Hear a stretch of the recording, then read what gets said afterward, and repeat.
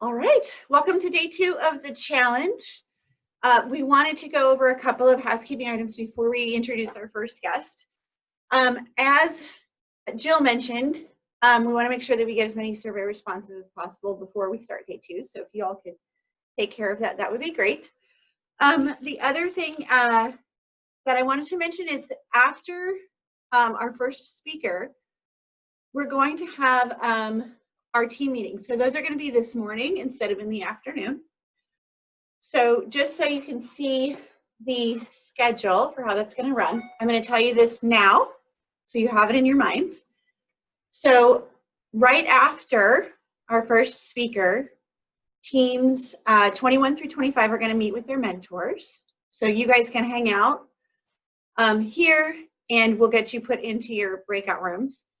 Just like yesterday, as soon as we break after the speaker, we're going to put you into the waiting room just so that it's easier for us to pull in all the teams who need to meet with their mentors first. And then if you want to come in and ask questions, we will allow you to do that for that first hour. Once teams 21 through 25 are done, we'll let in teams 11 through 20 at 11 a.m. and then teams 1 through 10 at 12 p.m. After that, we're going to have 2 more presentations, one from Brian Hempel from the University of Arizona. He's going to talk about educational spaces and your future in education. And then we're going to have a presentation from Dr. Brent Siebold about creating an evidence-based pitch. So that's going to be really relevant to the presentations that you're going to pull together and submit on Sunday. And then at the end of the day, Josh and I will recap, go over some of your questions that you still have about the expectations. We want to remind you to continue to use that help desk. So if you have questions that come up, like outside of regular programming that you want us to address, we are checking that pretty often. We keep it open throughout the day. One of us will respond to you, and if we feel like it's something that would benefit the entire group, we'll try to address it online as well while we're all together. All right. So at this time, I'm going to go ahead and introduce to you our guest speaker for today. We have with us JCasap with Google, whose title I think is probably the greatest title on the earth, Education Evangelist. Jamie, welcome. Thank you. Thank you very much for having me. We're excited for you to be here. And I do want to let everybody know you will have time to ask questions. Jamie will be able to respond to your questions later. So be ready with the chat or to raise your hand if you have a question later. All right, cool. So again, thank you very much for having me. Let me start by saying that, right, which is that if you have questions, if you have comments as we're discussing the things that we're discussing this morning, make sure you jot those down in either wherever the comment section is, or I think, you can ask the question as well. You can also hit me up on Twitter or LinkedIn or any of those kind of platforms and ask questions that way as well after this. So let me start by introducing myself. Welcome to my studio, my remote studio here in Flagstaff. I actually live in Phoenix, but every year we come up to Flagstaff to escape the 350-degree weather that's happening down in Phoenix. So we're up here. My wife gets to participate in her triathlon training. And so it works out great for both of us, and the 5-year-old gets to play outside and not stuck at home. But anyway, so I'm here in Flagstaff. I want to start by giving you a little bit of my background. I have been at Google now for almost 15 years, which is a long time. And in those 15 years, I've been focused on education, focused on getting technology into the education space. We actually launched, if you're using the Google tool suite, and I assume you are, if you're using Gmail or Docs or any of those tools, I helped launch that in Arizona. Actually, ASU was the first school to use Google tools across the student population and across the faculty population. So that was back in 2006. I worked with a bunch of universities, eventually had this crazy idea of launching these tools into K-12, and so we did that. And then my craziest idea was to launch Chromebooks into education. And that's a whole long story, but today, we have 100 million users using these tools around the world. We have 30, 40, 50 million students using Chromebooks, and without even thinking about how perfect it was, considering the fact that now we're doing education online and that these tools are available for students to be able to use. It was a great benefit, right? So my job at Google has always been to work across different teams that are doing things in the education space. I also started a school in Phoenix called the Phoenix Coding Academy. I have my own private practice where I do consulting work with universities and K-12 institutions around higher levels of learning. So that's what I do. That's kind of my day-to-day stuff. My background is that I'm a first-generation American. I was born and raised in Hell's Kitchen, New York, old school Hell's Kitchen. I grew up on welfare and food stamps with a single mother in a very bad community. And the reason I'm so passionate about education is because I believe education disrupts poverty. Education changes families' destinies. And I wouldn't be here talking to you unless I got my education, and got my master's degree from Arizona State University as well. And so I think the focus around what we can do with education to move us forward is tremendous. I also think that technology helps us do that in ways that we've never been able to do that before. So that's kind of my background. I'm focused on education, but really what we want to talk about today is kind of what's happening, what's going on, what's coming next. And for those of you who are young and think, oh, okay, so in life, you just have these traumatic experiences every couple of months. This is all brand new. No, we've never experienced anything like this. I was on a call with another work group I'm working with another university, and we meet every 3 weeks. And I said on today's call this morning, like every time we meet, something dramatic has changed. And like the next time we meet, we're going to be talking about the aliens that landed. Like it's just been this tremendous thing that has been happening across the globe. And so we are in this traumatic experience that we're all going through, and change is happening faster and faster, right? Because change usually happens gradually, and then it happens suddenly. And that's where we are today, is where change happens suddenly. And the big picture about what's happening and what the future is about, the future of work, the future of problems that we solve, is all around digitalization. Digitalization is how work will be done in the future. And by digitalization, I mean everything that has to do with computer science, machine learning, AR, VR, automation, robotics, the whole package, all those things. I get to travel. I used to get to travel around the world and visit lots of places. And the idea around how do we utilize digitalization is a discussion topic everywhere I go. That's what people talk about. How are we going to use digitalization to do X? And so everyone needs to understand how these tools work and what you can do with these tools. Because the language of all of this is computer science, right? And not everyone needs to go become a computer scientist, although God knows we need lots of computer scientists. What I'm trying to say is that everyone needs to understand digitalization and computer science and how these things work, because whatever solutions you come up with, no matter what the problem is, you're going to be utilizing these tools. And an analogy I can give you is, imagine I'm sitting here in downtown Flagstaff and I need to get to the airport. And that's the problem that I'm trying to solve, but I don't know that cars exist. What kinds of solutions would I be coming up with if I don't know anything about cars, right? I can come up with a great solution about how I can walk there and what road I can take and how I can stay safe and what time. I can come up with mathematical formulas about what time I need to leave and what time I would get there. I can come up with a really good solution, but if I don't know that cars exist, am I going to come up with the best solution? So we need to understand how digitalization works, how these tools work, and what we can do with them. And it's going to happen faster and faster, right? We've been dealing with robotics and automation for a very long time. It's just now going to happen faster. If you think about, my career 25 years ago, when I showed up to work the first time, There was an automation tool sitting on my desk called a dummy terminal that did this magical thing called send an email.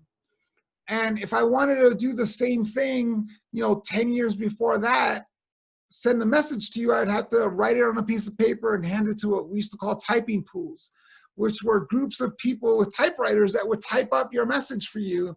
And then you'd go back and forth and make edits, and then we would put it into an envelope and mail it to you. And then fax machines came up. So change has been happening gradually for a long time. It's just happening faster now. And I think that the pandemic is only going to make us go faster. I would have predicted 5-6 months ago that you're going to see a growth of automation and robotics and machine learning and all these other things, artificial intelligence, happen at a certain rate. I think now we are in a hockey stick growth, because put yourself in the position of a business owner, put yourself in the position of a CEO or COO in any size business, a 10-person business or a multi-billion-dollar business. And if you ask yourself, what is your greatest threat based on the experiences that you've had over the last couple of months, what's the greatest threat to your business? And you frankly have to admit that your greatest threat are human beings, right? Because human beings are doing process work. And when they can't go to work, when they can't go to the factories and they can't go to the warehouses, or they can't do X, then all of a sudden your system shuts down and your business is in danger. And so what you're going to try to do as a business owner is you're going to take the concepts of digitalization and automation and robotics, and you're going to try to implement those as fast as possible. And we're starting to see that, because in the same sentence that we call people who work in grocery stores essential workers, we're also trying to replace them.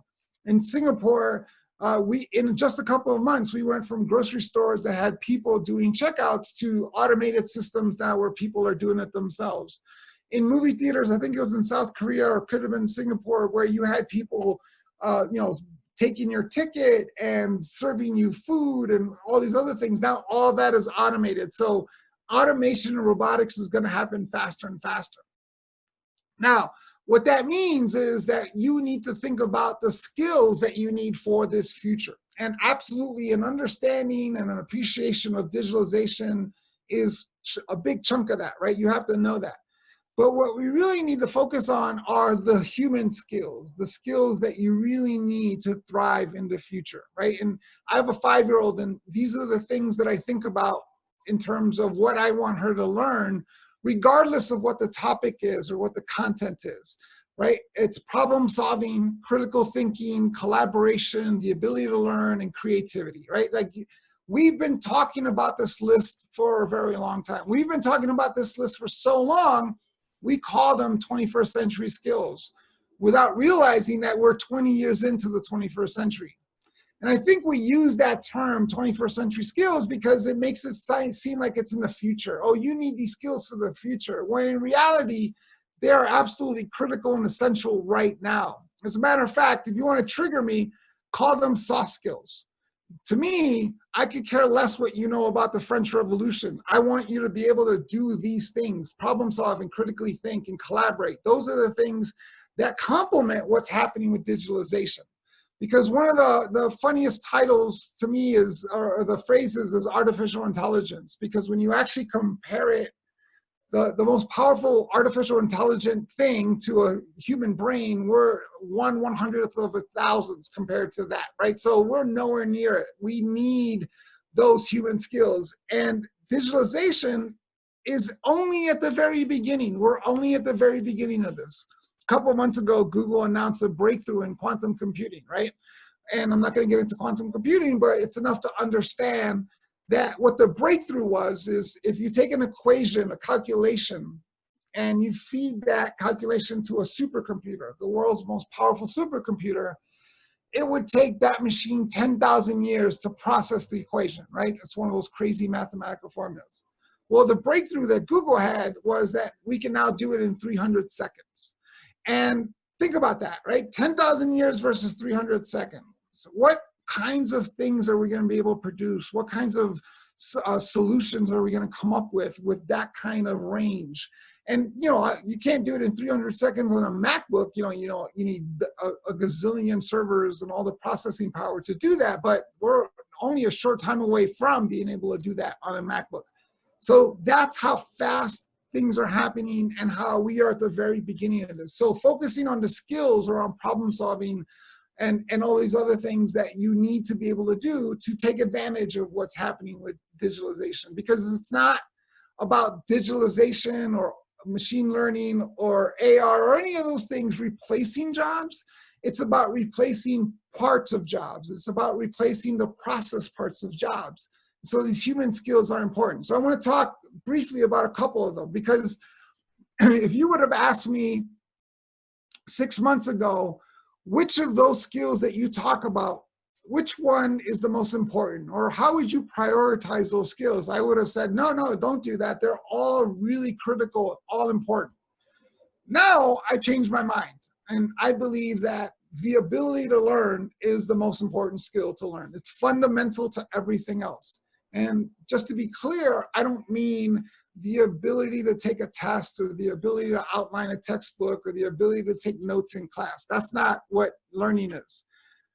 I'm saying that it starts with a self-assessment, with a self-awareness of what you know and what you don't know, where you can go get information or the lesson that you need, and whether or not you can be able to determine whether you've learned it or not. That's the ability to learn, the ability to understand what you know and don't know. And, you know, it changes your mind in terms of how you think about the things that you know, right? So oftentimes adults will say to me, you know, I'm not very creative, or I'm not good with financing, or I'm not good with math. And my response to them, and this is why I don't have a lot of friends, but my response to them is, no, you've chosen not to be creative. You've chosen not to be good at math, because all the tools that you need to be good at these things is out there for you. And that's where I think that the passion for digitalization in education comes from, because there's nothing that you can't learn how to do.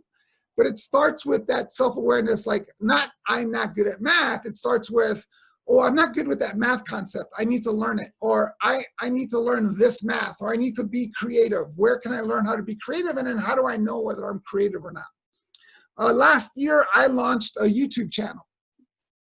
And I knew nothing about videography, nothing about editing, nothing about anything that had to do with YouTube.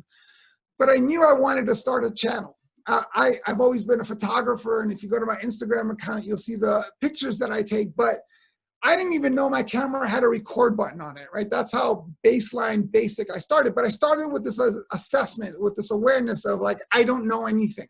So I went to my oldest daughter, who graduated from ASU, and she actually has a degree in film. She actually works as an editor. She actually does this every single day, and she actually works at CNN.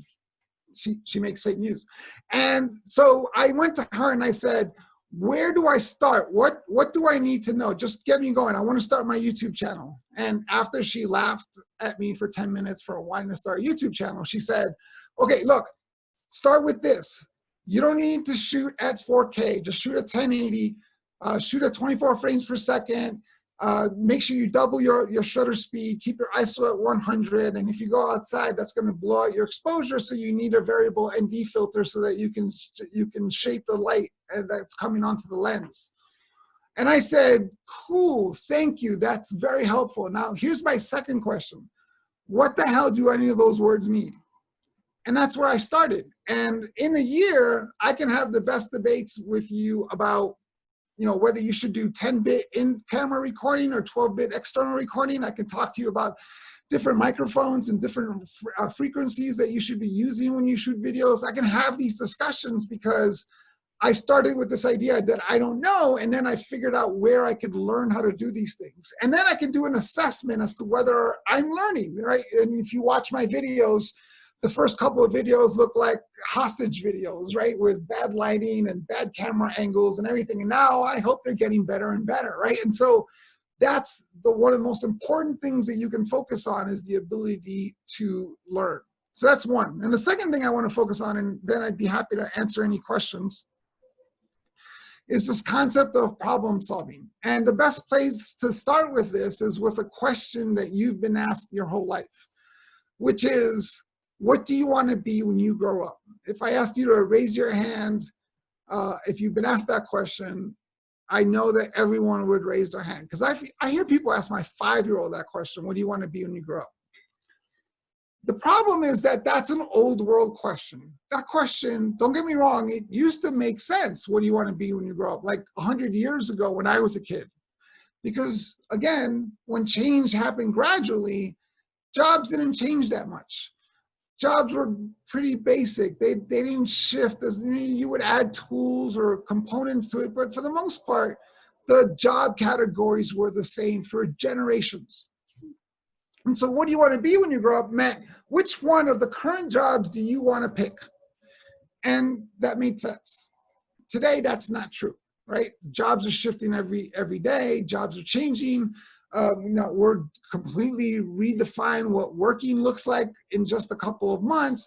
I have friends that are working in industries that you don't even know about. So this idea of preparing for a job doesn't make sense. And what we should be thinking instead, and the question I would ask you to think about, is what problem do you want to solve? What's the problem that spins in your head? And it doesn't have to be a social problem. It can be, but it doesn't have to be. It could be how to make better cameras or how to make better microphones. It could be how to make cars go faster. It could be how to make more money through telling stories through video. Whatever it is, you need to think about the problem that you want to solve. And then the second question that you need to think about is, how do you want to solve it? And that's an important question because, again, it goes back to understanding who you are, understanding your skills, your passions. It goes back to understanding the things that you're good at, because there are a million ways to solve a problem. How do you want to solve it is an important topic, because if you said the problem I want to solve is climate change, most adults will say to you, oh, climate change, okay, let me compute that. You need to be a scientist, a researcher. You need to get a degree in sustainable development. Sure, there's lots of ways to solve that problem through that path. But what if that's not what you're good at? What if that's not where your talents are? What if you are a gifted photographer and you've been taking pictures since you were 5 years old, and you're an amazing storyteller through video and your written work, that you're just an amazing writer, an amazing photographer, but you're still passionate about climate change?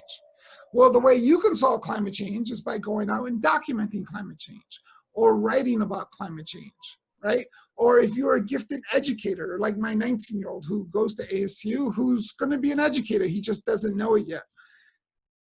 You can create education programs around climate change, or you can create experiences around climate change, or you could be passionate about climate change and create products that serve climate change.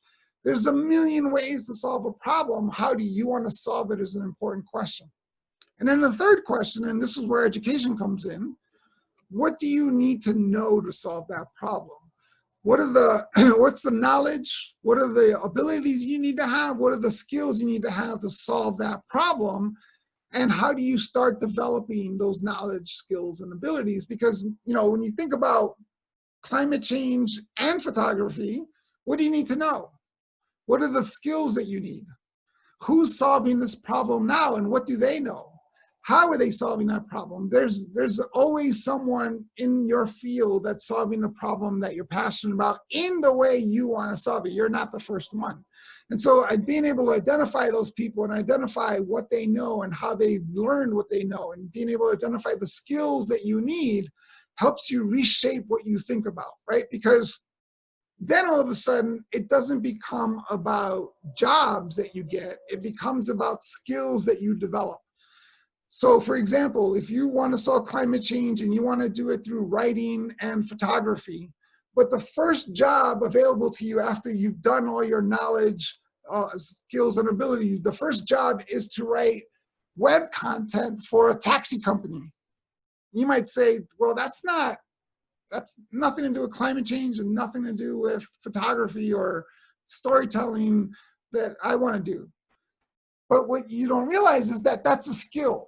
that you're developing a writing skill. And so you should go dive deep into that and master that, because if you're looking at the skills you need, you can get those skills in lots of different ways. And it's important to think about that, because when I've been at Google for almost 15 years. When I graduated high school, when I graduated college, when I graduated graduate school, Google did not exist. So there was no way for me to prepare for a job at Google to work on this thing called the internet, which, again, when I graduated college, didn't really exist. But the reason I'm here is because throughout my career, I've been able to develop skills. You know, working in policy for Governor Cuomo, working as a consultant in organizational development and strategy at Accenture for 7 years. All the types of work that I did helped me build a skill package that I can bring to Google when it was my time to come. So being able to focus on those skills are absolutely critical. And then the last thing, and again, I'll answer any questions that you guys might have, is to think about learning not as a process, but as a mindset. Because as fast as the world is moving, education has to be part of your life forever. We look at education as a process, something that you go through, something that happens to you. You are a college student, you are a graduate student, you are in third grade, you are being educated, you are a student. I am an educator. Like, we have these whole process words. You graduated from these different milestone points. The problem is that education has to be a mindset. It has to be this idea that you're constantly learning and constantly improving and constantly getting better at things. And that means lifelong learning. And look, I remember graduating from graduate school. I remember that last day typing up my last 60-page paper in the computer lab at ASU on a WordPerfect 5.1 software package. You guys have no idea what I'm talking about. And I finally hit send to the printer. I sent my 60-page paper to the dot matrix printer. And again, you don't know what I'm talking about, but that I had a good 45 minutes to kill while that thing printed out. And I remember sitting there thinking, I am done. I'm done. I never have to learn again. That wasn't true 25 years ago, and it's absolutely not true today. So you need to look at what you're experiencing as learning, no matter what it is, whether it's a job, whether it's a class, whether it's a conversation you're having. Everything leads to the learning and this mindset of having lifelong learning, with this idea that you're constantly identifying the things that you don't know and then figuring out how you can learn those things, and then whether or not you've learned those things. So with that, I will pause there and answer any questions that you guys might have. Wow, Jamie, thank you so much. I know I can definitely relate. Haven't heard the term dot matrix printer in a very long time. So yeah, thanks for the throwback. All right, folks. So at this time, if you would like to ask a question of Jamie, you can raise your hand using that feature, or you can send us a question via the chat, and we'll monitor those and we'll ask them on the air. So questions for Jamie. And of course, any of the staff who are joining us or faculty, you're welcome to ask as well. Alrighty, Severin, I'm going to lower your hand and you're going to be the first question. Unmute you too. Do you think that because digitization of all sorts of different fields is inevitable, that we should necessarily embrace it? Or do you think that it should be controlled? So I think that we need to look at automation and robotics, not so much as a concept of digitalization, but as a concept of progress that we've always done, right? So, like, again, when I showed up to work for the first time 25 years ago, I drove my car and never once considered the stagecoach riders who protested losing their jobs, right? So technology can be defined, digitalization can be defined in lots of different ways. You could argue that a horse was technology that was used to take a person from one point to another point. It's a stagecoach, a car. This progress we've been making along the way. Now, when we talk about technology as a digitalization platform, I would say that I think we should embrace it, because this comes from just being an old man, right? Like I remember when I was 11 years old, and if you asked me a question like, what happened on December 7th, 1941, and I didn't know, in my head, I would say, okay, I'll come back tomorrow and I'll tell you, because I would have to go to the library to find out. I was poor. I didn't even have encyclopedias in my house, right? Well, in my apartment. Well, that's not necessarily true. We used to have the M. Every year the sales guy would come by and like try to sell us the encyclopedia, and we would get the M like for $9.99. So I had like M for every year. So if you asked me a question about M, I knew the answer. But I would have to go look for that information. And today, that question is irrelevant. The bigger question is, why did December 7th, 1941 happen, right? So what we need to focus on is, we spent a long time, 150 years, putting information into our heads so that we can think, so that we can process. Now our job is, because all the information is available to us, our job is to build intelligence from that information, to build original thought from that information. So the way I look at it from an old man's perspective is that digitalization has given me the opportunity to have everything at my fingertips so I can think at a higher level. Awesome. Sanu, you're next, and I'll unmute you. There you go. Okay, thank you. So given like the constraints that we have now in our education system because of social distancing, we definitely need to be more intentional about allocating our education time. So should we be like actively teaching skills like learning and problem solving over in the past we were focused more on like content driven stuff? Should we be shifting it over, and how, like, what are some ways that you've seen before of like digitizing those kinds of education? Yeah, so that's a great question, because I think we're paralyzed by what's happening. And what I mean by that is, I was on a call earlier today with a university, and we were talking about, oh, we're going to have to do this virtually, and like, oh, no, it's restrictions and virtual. And first of all, I don't like the word virtual, especially when it comes to learning, because you're not pretending to learn. You're actually learning. You just happen to be doing it online. So I think if you focus on the principles of what it is that you're learning, being online doesn't change anything. As a matter of fact, you can argue that it's an advantage. You know, if you think about a company 25 years ago that had multiple offices around the country, how did they work together, right? They'd had to get on airplanes to travel somewhere and if you didn't do that, you would sit in this big conference room with this giant conference thing in the middle of the room, and everyone would be talking to each other, and you would work with somebody for 5 years and you'd never seen their face before, right? So I think that this is an advantage. And so if collaboration is one of the skills that you're developing, okay, you can't do it in person, but you can do it online. If problem solving is a skill that you're developing, you have access to online. So I think that's why we're seeing such a focus on digital access and equality and equity, because we have to make sure that students have access, that that we have a level playing field when it comes to access to digitalization. So I think, again, if you focus on the skills, okay, I haven't been on an airplane in 120 days, and I'm probably 30 days away from my wife divorcing me for it, right? So that doesn't stop me from the work that I need to do. And it hasn't even stopped me from doing presentations, right? So we just find a different way to do it. Thank you. All right, we've got a lot of questions coming in via chat, so I'm going to ask one. Sakath has a question. How should people that depend on these manual labor jobs support their families after being automated? Yeah, so I think we have to think about the fact that it's not necessarily, and there are industries where complete jobs are being replaced, but we also have to understand that it comes back to education and learning. It comes back to continuously building your skills.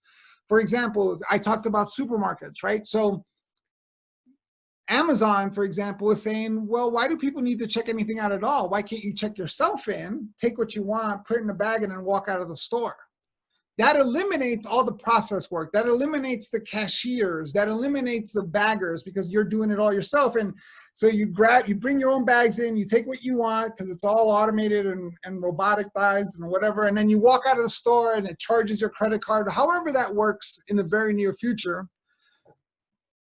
If I'm a supermarket owner, I don't have to hire 20 people to do that work anymore. But does that mean that I won't have workers? No, it actually does mean. As a matter of fact, if I'm a supermarket owner in my supermarket, because if you think about the experience of grocery shopping, it's a terrible experience, right? You never find anything. You've been buying the same 20 crappy things to make the same 10 crappy dishes that you've been making your whole life. In my supermarket, when you walk into my supermarket, you're going to be greeted by a dietitian, a nutritionist, a food expert. What's your nutritional strategy this week? What's your diet plan? What diet are you on? Oh, you don't know how to make those two things? They burned the kitchen down? Come here, we're going to walk over to my demo station. I'll show you how to make those things.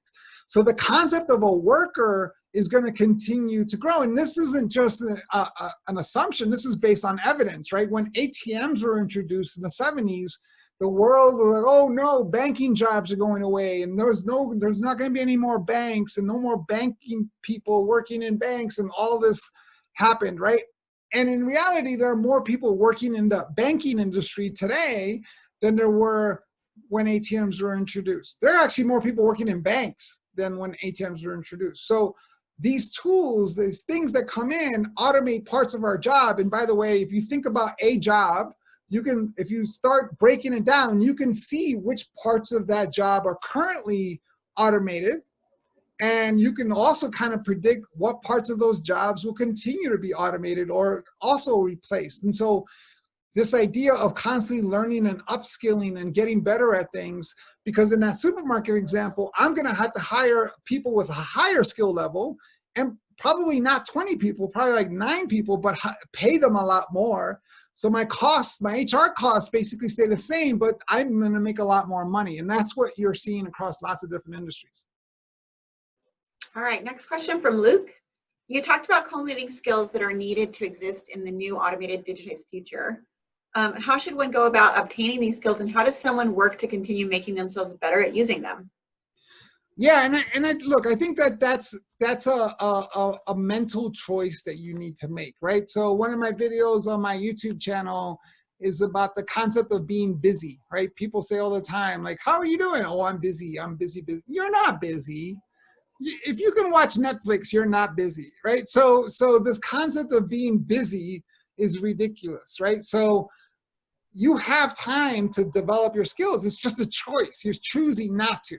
And so constantly having this mindset of, I want to learn this, or I want to get better at this, or I want to improve on this, it's that mental space that you need to be in, where you're, Gary Vaynerchuk often talks about, like, there's people who recognize a problem and say, how am I going to deal with that problem? And there are people who recognize a problem and give excuses. And so it's literally a mental stage that you need to be in to say, I need to continuously build these skills. And if you think about these skills, you can build them in lots of different ways, right? Like I said, my 5-year-old, I can watch her problem solve. I can watch her critically think. I can help her come up with creative ways to do things. And so these ideas can be taught in lots of different environments. And that's why the content doesn't matter so much. It's the development of these skills within that content. I don't see any more hands raised, so we're going to go back to the chat because we do still have a few more questions. And I'm keeping my eye on the clock because it is getting close. Yeah, you cut me off. I can sit here all day. So okay. No, we've got questions for you, so we want to try to address them all if we can. So what Cami wants to know, what was your educational path? What did you pursue in college to end up working at Google? I'm interested in majoring in computer science. Is that what you meant by the future is in digitization? Yeah, so again, a couple of things about that, because it is interesting. It proves my point that it's about skills. Again, when I was in college, there was no Google. There was no internet, right? There was no cell phones. We didn't have cell phones. We would say, meet at this corner at 8 o'clock. And then if you didn't meet, like, what happened to Bob? Well, I guess he's died. Like, you had no idea where anybody was, right? Like, you had, like, none of these things existed. And so my degree is actually in political science and communications. I was a double bachelor major at SUNY Brockport, right? You know how many people from SUNY Brockport work at Google? Yeah, 1. And so it doesn't really matter where you go to school, what your major is, it's the skills that you're developing. And I think in one of my videos, I talk about this, is this idea about having a perspective, having a point of view, and using the information that's out there to have a perspective, have a point of view on something. And I think that I have unique points of view and unique perspectives on things because that's the path that I've been on. So computer science, I wouldn't major in computer science unless computer science was what you wanted to do, was your passion, what you're good at, what you wanted to be better at. Because again, there's a million ways to solve a problem, and just because you hear the word digitalization in computer science doesn't mean you have to be a computer scientist. It means you need to understand how those things work. But if you're look, I can't sit still for more than 10 minutes. And I see programmers sitting at computer terminals and they're all day, and like they get up and their chair stuck to their butts because they've been sitting there all day. I can't do that.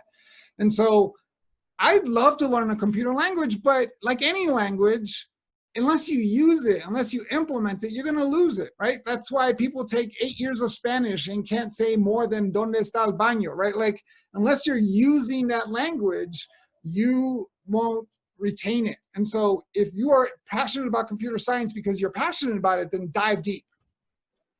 All right, we're going to take 3 more questions. If anybody else has additional questions, though, that you're just burning questions, please send them via the help desk, and we'll see if we can reach out to Jamie and get them answered, maybe over email. We can send them on your behalf.